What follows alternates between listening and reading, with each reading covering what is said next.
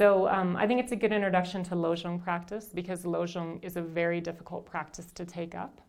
It's a lot of self-examination. It's a lot of seeing your own faults, correcting your own faults. So it's a good way to start thinking about that. If we believe that spiritual practice is something valuable for us, then we're going to be willing to undergo that hardship, because we're not going to get a good result without putting something into it. And if we think to ourselves like, I could have a happier life, we're not going to get that just by doing the same things that we're doing right now. None of us is finding that happier life. So we have to do something really different. And that's the amazing thing about Lojong practice.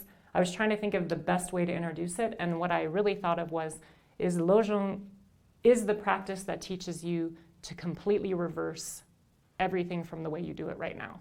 Because the way that we're all doing it right now, I don't know, I can personally say the way I'm doing it right now, it's not that good. The result is not that good.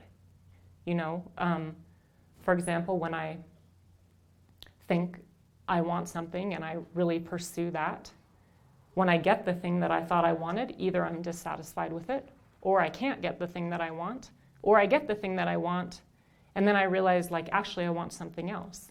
I mean, the way that we go about trying to find happiness is really problematic. And I think in Western society, we understand that in a different way than in Tibetan society. I mean, Tibetan society, when I talked to Rinpoche about his upbringing, his childhood was so happy. He was such a joyful and carefree child. And he always had Dharma around him. He had spiritual masters around him. He was raised with a Dzogchen master in his tent.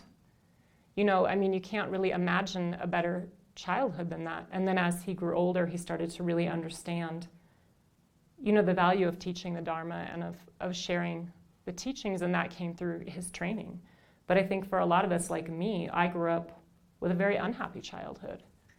I don't ever remember thinking back to a time where I wish I could prolong that time in my life. I don't know if anybody else did, but I always grew up with a lot of mental and emotional suffering.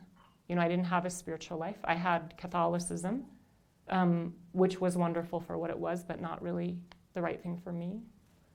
So, the way that we look for happiness is very problematic, or maybe we don't know how to look for it. I think I didn't know how to look for it. So Lojong is a practice that really can help us do that. It's very practical, extremely effective.